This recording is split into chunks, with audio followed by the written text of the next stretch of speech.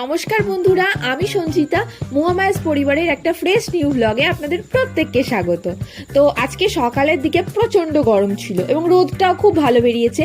আর মালাই বরফের কাকুটা আমাদের পাড়াতে আজকে এসেছিল বিক্রি করতে, কারণ ইদানিংকাল জল হচ্ছে, একটা আবহাওয়াটা অন্যরকম ছিল, সেই জন্য আসেনি, অনেকদিন বাদেই এসেছে। আর আমি আর মিস্টার পিটা দুজনেই গেছিলাম। আমাদের বাড়ির মোটামুটি 10-12টা মালাই বরফ, তো ও কিছুটা বইছিল, আমি কিছুটা বইছিলাম, এইভাবে নিয়েছি মালাই বরফ। আর তারপরেই হঠাৎ করে কিরকম কালো মেঘ চলে এলো, চারিদিকটা পুরো একদম অন্ধকার করে গেল। পরে চলে এলো হঠাৎ করে ঝমঝমিয়ে বৃষ্টি।